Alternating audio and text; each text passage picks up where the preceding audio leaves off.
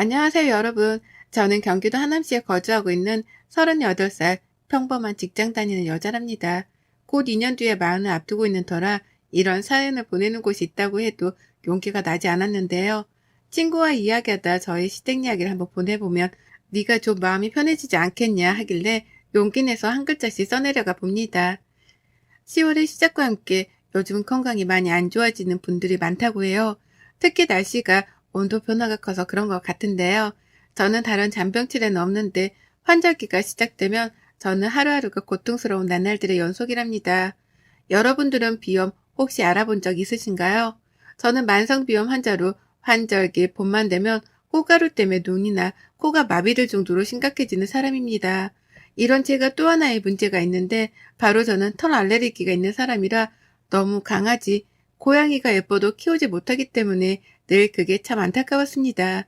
그래서 친구네만 가도 애완동물이 있으면 저는 계속 마스크를 끼고 있어야 할 정도이며 와서도 약을 빨리 복용해야 할 정도로 좀 심한 편입니다. 그래서 비염 수술도 있다길래 알아보았는데 저는 체질상 그런 편이라 수술을 해도 또다시 재발될 수 있다고 하더군요. 그래서 지금은 딱 이 시기에 약은 꾸준히 복용하는 중이고 이런 예민한 체질 덕분에 저는 친구도 남자친구와도 온전한 관계를 유지하기가 어려웠습니다. 그러다 직장 동료 친구가 소개해준 소개팅에서 지금의 남편을 만나게 되었습니다. 지금의 남편은 저와 너무 다르게 무던한 성격과 따뜻한 마음을 가진 사람이라 저도 모르게 훅 빠져들더라고요. 저는 이런 시기만 되면 예민해져 누군가가 조금만 짜증나게 해도 제 표정이 확 굳어져 사실 이런 저도 제가 가끔 싫을 때가 있는데 남편은 늘 무던하며 온화한 마음이 옆에서도 느껴질 정도였다니까요. 그렇게 몇 번 저희는 데이트를 했고 그 데이트 안에서 서로에게 호감이 있다는 걸 알았습니다.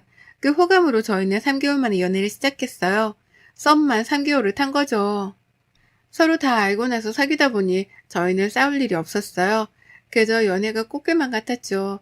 남자친구도 저의 예민한 성격을 다 알고 있었기에 제가 힘들어하는 계절에는 더 세심하게 챙겨주곤 했어요. 둘 다 나이가 있는지라 가족들은 빨리 결혼하기를 바라셨고 결혼을 딱 정하니 일사천리로 빨리 진행되었습니다. 그 당시 남자친구는 오랫동안 자취를 하고 있었던 터라 남자친구네 집에서 신혼살림을 시작하기로 해 제가 혼수만 하고 들어가기로 했고요. 애물이나 애들은 다 생략하고 서로 커플링 하나씩만 주고받고 살기로 하고 정말 간소하게 결혼식만 올렸습니다.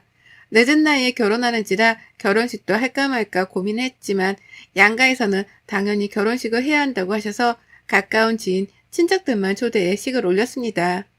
예민한 탓에 집안에 공기청정기를 꼭 켜둬야 하고 저는 이불도 알레르기가 덜한 침구를 써야 할 정도라 남자친구에게 이런 것들을 미리 결혼하기 전 다 이야기한 후 함께 살기로 했습니다. 그 후 신혼여행을 다녀와 시댁으로 인사 가던 날 저는 시댁에 들어가고 나서 흠칫하며 놀랐는데요.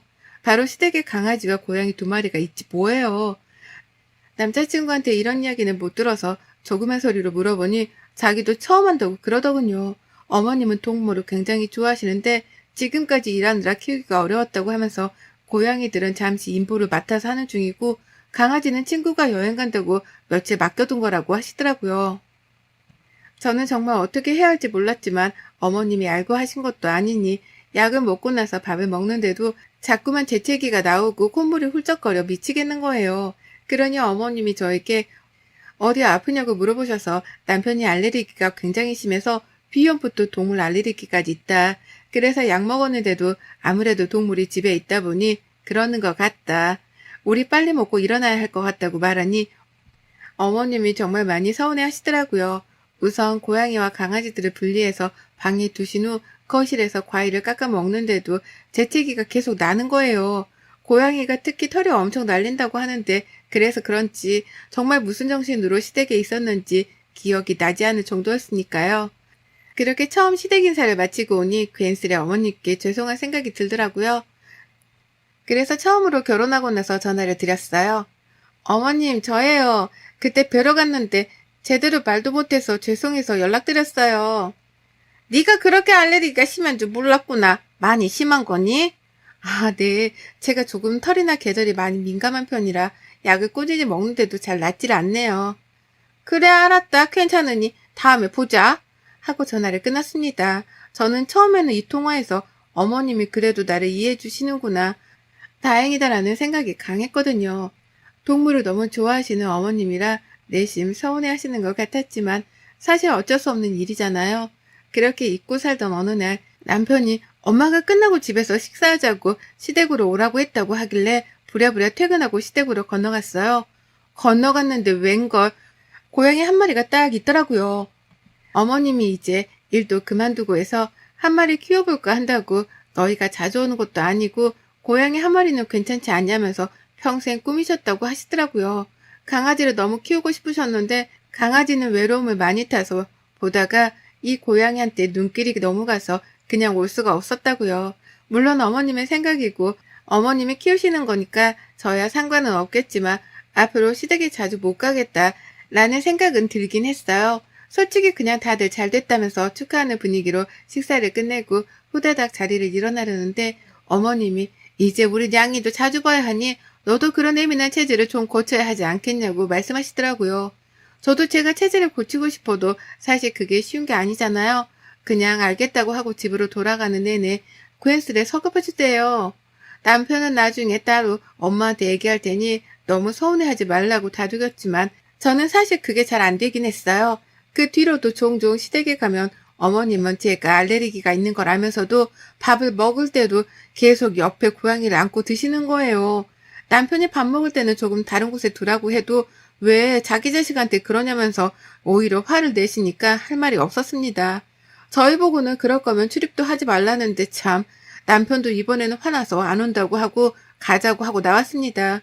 괜히 저 때문에 그런가 싶어서 마음이 좋지 않아 그 주 주말에 정말 내키진 않았지만 고양이 간식도 사가지고 시댁으로 방문했어요.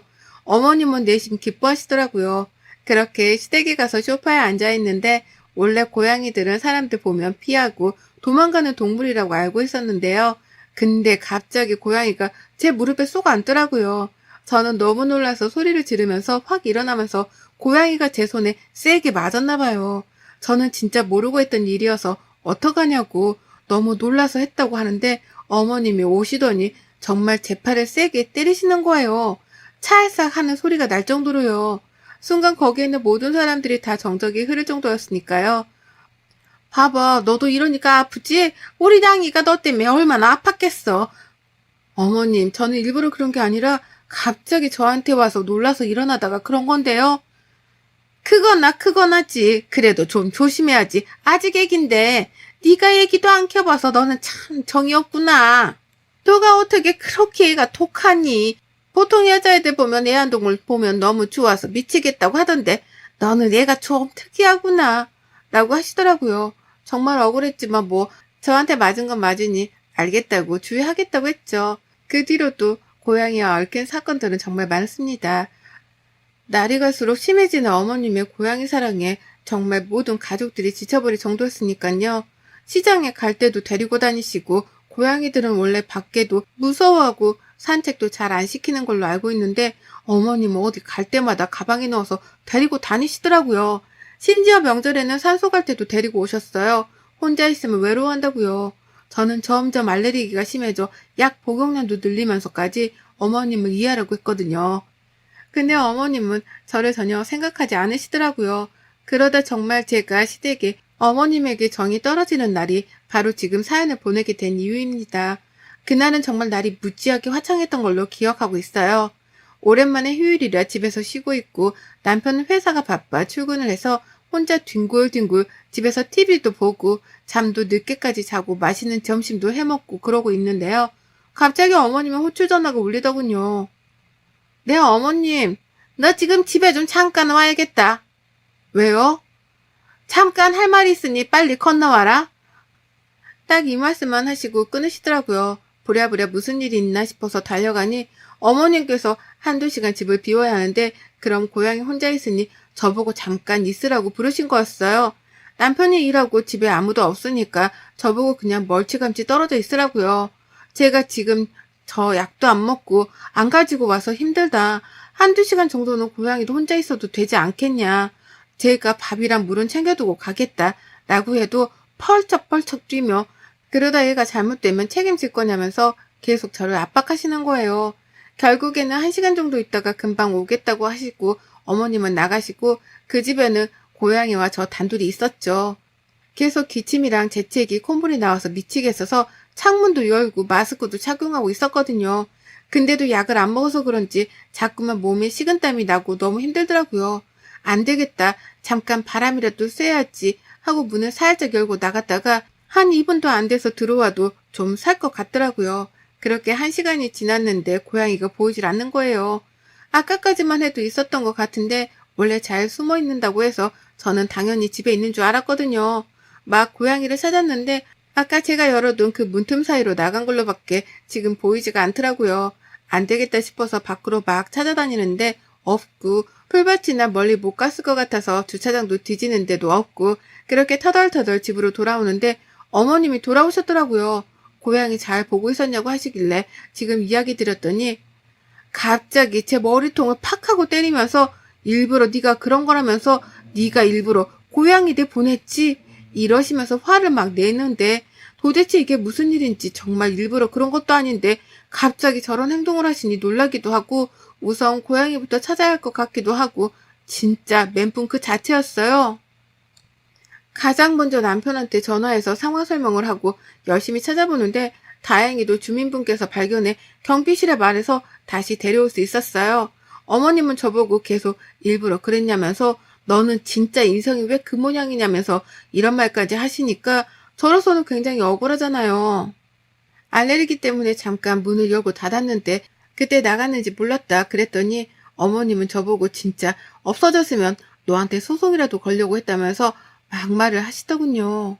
며느리한테 소송이라뇨. 일부러 내보낼 것도 아니고 물론 문을 열어둔 건 잘못된 거지만 당연히 저도 고양이를 처음 보는 동물이라 그렇게 집을 휙하니 나가는지 사실 그런 거 잘 모르고 무지하기도 했어요. 그리고 당연히 제가 문 앞에 있었기에 고양이가 나가는 거를 보지 못했기에 당연히 집 안에 있다고 생각했죠. 그래도 그때는 우선 고양이를 잃어버린 건 제 탓이기 때문에 고개 숙여 사과를 했습니다. 그 뒤로 저에게 이런 부탁 안 하셨으면 하겠다고 왔어요. 근데 정말 문제는 여기서 끝이 아니었습니다. 제가 몸 상태가 정말 많이 안 좋아져서 그날은 집에서 좀 쉬려고 있는데 어머님이 또다시 시댁으로 건너오라고 하시는 거예요. 제가 몸이 정말 안 좋다. 다음에 가겠다 해도 막무가내로 오라고 하시는 탓에 넘어갔고 저는 시댁에 방문한 지 1시간도 안 돼서 응급실에 실려가야 했습니다. 응급실에서 눈 떠보니 남편의 얼굴이 보이더라고요. 남편이 걱정스러운 얼굴로 괜찮냐고 하는데 왜 그렇게 눈물이 나던지요.